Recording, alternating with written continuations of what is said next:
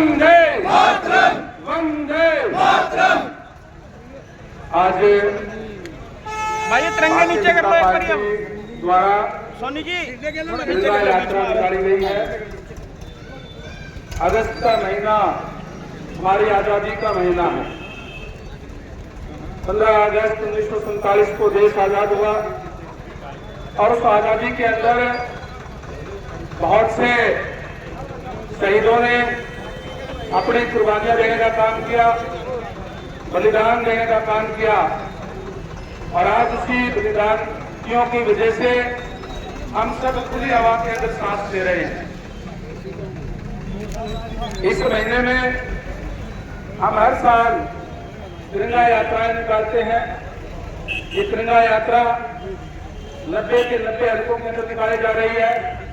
उसके बाद में हम मंडल वाइज भी इसको निकालने का काम करेंगे और फिर ग्राम स्तर पे भी भारतीय जनता पार्टी के वर्कर मिलकर के ये तिरंगा यात्रा निकालेंगे। जब तिरंगा यात्रा लेकर के चलते हैं तो हर एक आदमी के अंदर एक अलग से जोश आता है, राष्ट्र के प्रति प्रेम उमड़ता है।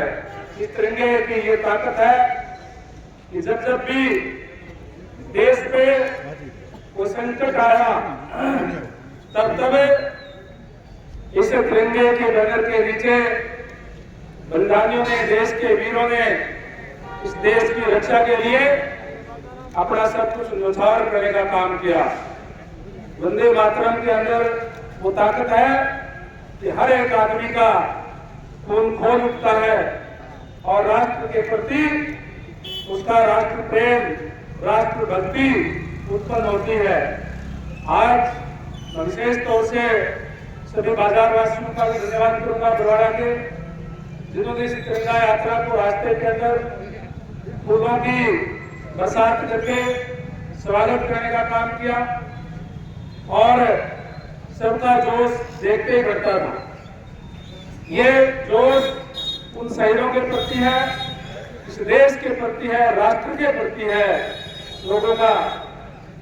और हमारे जिस तरीके से आज हम शहीद आजम भगत सिंह चौक के ऊपर यहाँ एकत्रित हुए हैं, यहाँ हमने समापन करने का काम किया है, जहाँ शहीद भगत सिंह जी, सुखदेव, राजगुरु जी की यहाँ स्टेचू लगे हुए हैं, उनको माल्यार्पण करने का काम किया है, उनको नमन करने का काम किया है।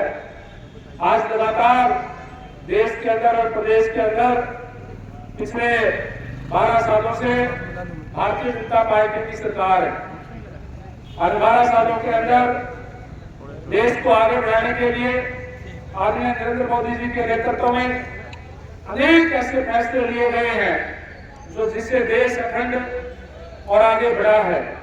धारा 370 की बात हो, 35A की बात हो, उसको समाप्त करने का काम किया और जो हमारे शहीदों ने जिस अखंड भारत की कल्पना करने का काम किया था वो उसको उस धारा 370 जो इस कश्मीर को इस देश से अलग विधान देती थी, अलग निशान था, अलग प्रधान था, उसको समाप्त करने का काम किया।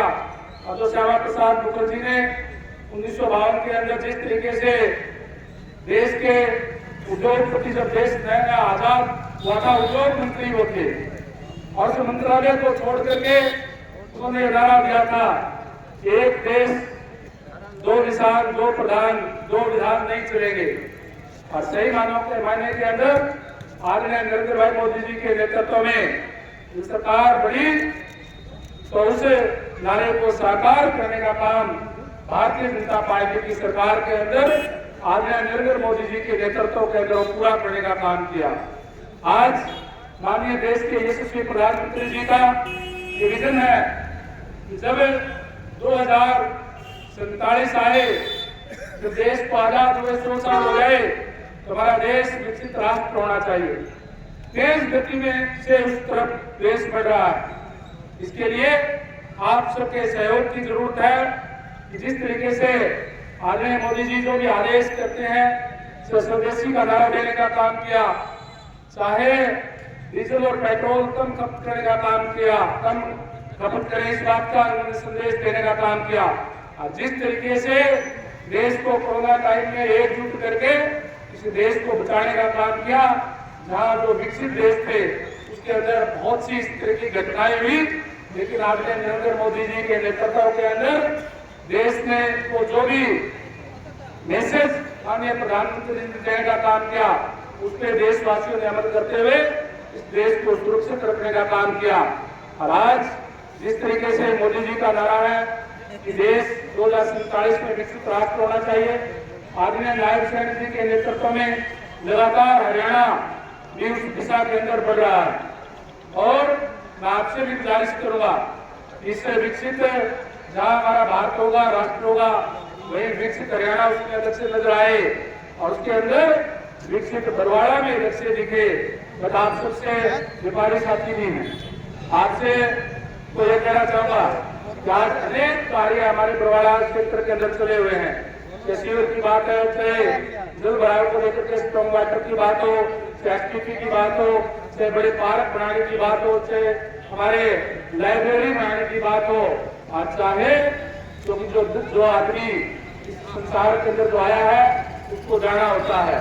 हमने रामबाग के भी 3.5 करोड़ रुपए पास करवा करके उसमें काम शुरू करने का काम किया है, ताकि हर चीज हमारी सुंदर दिखे। आज मैं कह सकता हूँ कि लगातार हमारा बरवाड़ा के अंदर भी विकास कार्य हो रहे हैं।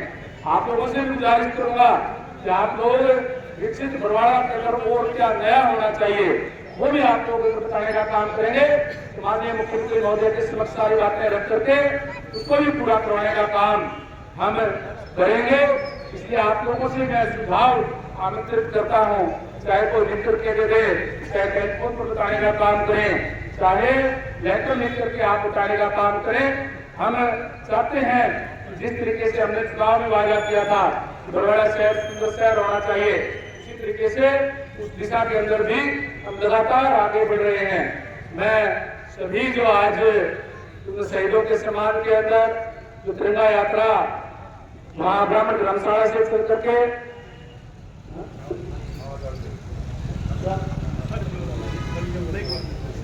जो आए हैं उन सबका भी तहे दिल से आभार व्यक्त करता हूँ कि शहीदों के सम्मान में इस गर्मी उमस के बावजूद बड़ी संख्या में हमारे कार्यकर्ता आए हैं। अभी काफी गलियां बन रही है। आज भी मैंने सीएम ऑफिस में टेलीफोन करके तो यहाँ से डिमांड भेजी गई थी 16.5 करोड़ रुपए की, वो भी गलियों की आज हमारे पास हो गई है।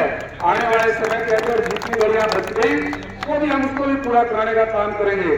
बंदी के अंत में जाकर के मानकीय का हक भी जिन लोगों का नहीं है बहुत पुराने समय में, वो भी हम देने का काम जो दिल्ली बरवाड़ा के अंदर करेंगे। मैं एक बार फिर से सभी साथियों का जो इस यात्रा के अंदर जुड़े, सभी बाजार के अंदर सभी व्यापारी साथियों का भी तहे दिल से आभार व्यक्त करता हूँ, जिन्होंने इस यात्रा का सम्मान करने का काम किया। उसे यात्रा के अंदर फूल बरसा करके उनका स्वागत करने का काम किया। उन सभी साथियों का भी तहे दिल से आभार व्यक्त करता हूँ। धन्यवाद। जय हिंद, जय भारत। भारत माता की जय। भारत माता की जय। भारत माता की वंदे विनोद बंसल जी हैं, व्यापारी साथी हैं, उन्होंने यहाँ का भी प्रोग्राम किया हुआ है। सारे साथी